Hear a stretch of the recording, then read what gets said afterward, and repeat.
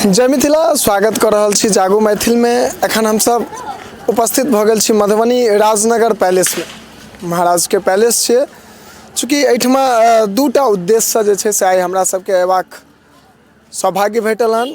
पहिल उद्देश्य ई अछि जे ई महाराज के जे किला छनि बहुत रास इतिहास के समेटल ई स्थल और एहिठमा 11टा मंदिर छे। ओहि सबटा चीज के वर्णन लऽ कऽ जे छे से अपने सबके बीच उपस्थित भेलहुँ यऽ।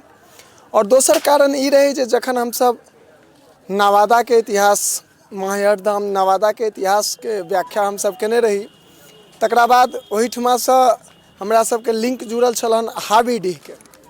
जहन ओहिठमा गेल रही तो ओहिठमका पुजारी जी एकटा अद्भुत बात हमरा सबके कहने छलथि हन जे नवादा माहिर धाम के जे प्रतिमा भक्त लऽ कऽ विदा भेल छलखिन, तकरा बाद दरभंगा महाराज के जे जमाय छलखिन यऽ कुंवर जी, ओ राजभवन में इनका जे छै मधुबनी राजभवन में ओ स्थापना केने छथिन।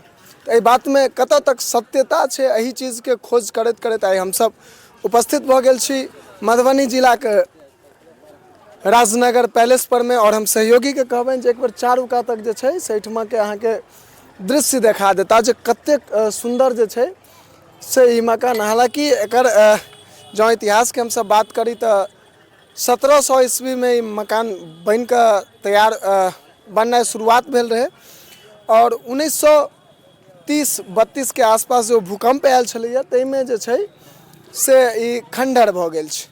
बाकी एहि चीज के पूरा विस्तार से अहाँ सबके बतायब। तो और चलै छी मंदिर के अंदर और ओहिठुमका जे पुजारी जी छथि हिनका संग हम सब बातचीत करब। ई देख रहल छियै जे पत्थर पर में जे छै से सुंदर सा तरासल भव्य जे छै से लागि रहल छै। कमाल के एहिठमका जे छै से परिदृश्य और ई जे मुख्य द्वार छै से बहुत सुंदर लागे छै।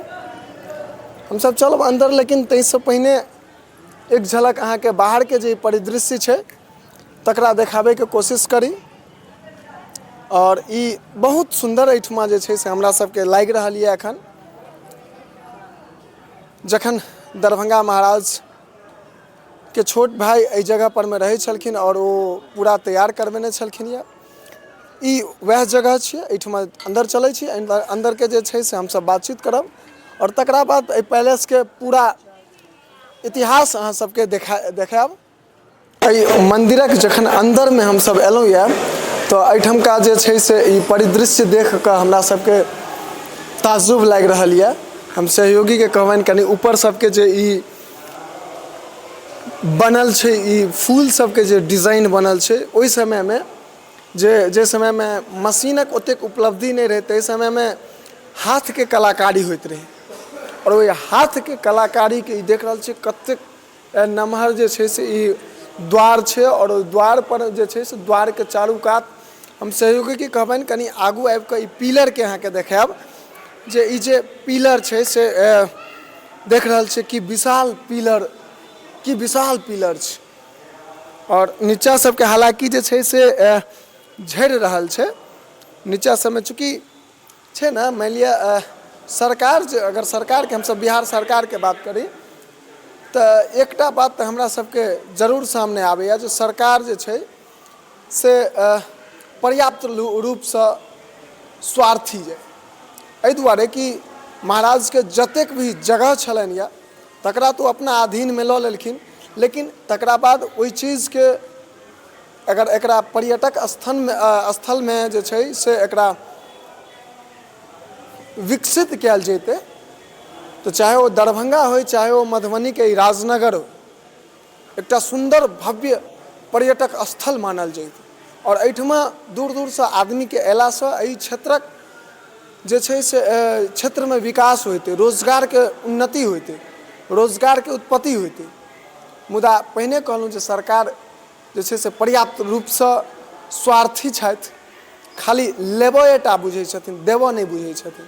और वह के परिणाम ई हमरा सबके देखा रहल यऽ जे सहयोगी के कहबनि कनी आगू आबैत। और एहिठमा से चूँकि एखन माँ के जे छै से मान लिअ पट बंद छै, अहाँ सबके माँ के दर्शन करा कऽ जायब, लेकिन एहिठमा जे छै से ई हमरा सबके देखक लेल सुंदर सन जे छै से मंदिर के पूरा चीज देखे के लेल हमरा सबके भेट रहल यऽ जे एखनो एहि प्रकार के अगर भवन के निर्माण कयल जाय तो बहुत कम कारीगर जे छै से एहि प्रकार के भेटता जेहन बना सकै छथि। हालांकि नहिए के बराबर भेटता, लेकिन तकरा बावजूद एखनो धरि ई अगर एहि के वास्तविक बात छै, अगर एहि के जे छै से नीक से तैयार कयल जैते तो सुंदर सन ई जे छै से पर्यटन स्थल में से एक रहिते। लेकिन एहि सब चीज पर में सरकार के ने ध्यान जाय छनि और आने जे क्षेत्रीय चाहे वो विधायक होइत सांसद होइत हुनकर सबके कोनो प्रकार के आवाज उठै छै। चूँकि किया उठतनि, हुनका सबके देखबे करै छियै जे जखन चुनाव में वो सब जीत जाइ छथिन तकरा बाद जे छै से सब गोटा के लगभग दिल्ली में जे छै से एकटा के फ्लैट भेट जाइ छनि, ओहिठमा रहै छथि। तो हुनका सबके एहिठमा से हाँ बशर्ते हम मानै छी जे हमर ई बात अहाँ सबके कटु लागैत हैत, लेकिन माफ करब वास्तविकता इएह अछि, माफ करब वास्तविकता इएह अछि जे क्षत्रियो नेता जे जीत कऽ जाइ छथि, जे संसद भवन में बैसै छथि, जे सरकार के अगल बगल में बैस कऽ ओहिठमा हुनकर सलाहकार सब संग विचार अपन राखै छथि, हुनका सबके एहि सब मुद्दा पर में विचार रखबाक चाही, लेकिन तकरा बावजूद वो सब नहीं राखै छथि। वास्तविकता यह छै और यह कारण छै जे मिथिला में जँ विकास के हम सब बात करी, जँ पर्यटन स्थल के हम सब बात करी तो पिछुआल रहै छै और पिछुआल छै, एखनो धरि पिछुआल छै। अगर चूँकि एहिठाम जे इतिहास छै एहिठाम का से सब गोटा के लगभग बहुत आदमी के पता है, बहुत आदमी के भऽ सकैया नहीं पता हुए, लेकिन ओहि इतिहास के बारे में हम सब पूरा वीडियो बनाएब। लेकिन एखन जे छै से हमरा सबके एकटा जे सामने प्रश्न आबि गेल छल हन जे नवादा भगवती जखन भक्त दर्शन के लेल लऽ गेल छलखिन यऽ तऽ पूरा कहावत यह छलैया जे भक्त हावीडीह के छलखिन यऽ आ मैया के प्रतिदिन पूजा करे के लेल आबै छलखिन। समय बीतैत गेलै, जहन हुनकर अवस्था ढललनि तकर बाद माँ हुनका स्वप्न देलखिन जे हमरा अपने संगे लऽ चलऽ। तकरा बाद जे छै से ओ भक्त मैया के लऽ कऽ हावीडीह गेलखिन और ओहिठमा ओहि प्रतिमा के राखि कऽ पूजा अर्चना करऽ लगलखिन। ई जे छै से लोकप्रिय चर्चा यह छै। लेकिन जखन हम सब ओहि दिन हावीडीह मंदिर पर में गेल रही ओहिठमका इतिहास के लेल, तहन ओहिठमा पंडित जी ओहिठमका जे पुजारी जी छथि से एकटा बड़ी ताज्जुब के बात हमरा सबके कहि देने छलथि यऽ जे हावीडीह में ओ भगवती नहीं छथिन, महाहैयर जे छथिन से हावीडीह में नहीं छथिन। तकरा बाद ओ रेफरेंस में छै से इहो कहने छलथि हमरा सबके जे ओ राजनगर में छथिन। तो वह सवाल के जवाब ताकैत ताकैत आइ हम सब राजनगर राज पैलेस पर में सेहो उपस्थित भऽ गेल छी। तो आइ विचारलहुँ जे एहिठाम के संग संग एहिठामक जे ऐतिहासिक स्थल छै पूरा चीज से अहाँ सबके देखाएब।